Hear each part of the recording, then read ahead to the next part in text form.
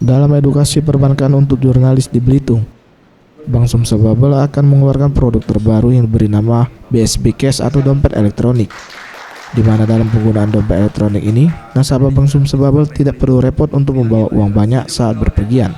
Menurut M. Adil, Direktur Bank Sumsel Bubble mengungkapkan, untuk bisa memiliki BSB Cash, masyarakat bisa membeli di seluruh cabang Bank Sumsel Bubble dengan harga Rp25.000 dan bisa top up hingga Rp1.000.000. BSB Cash tersebut merupakan bentuk dukungan Bank Sumsel Bubble terhadap gerakan nasional non-tunai. Teknologi dengan mengeluarkan produk BSB Cash. BSB Cash ini sangat simpel sekali. Ya.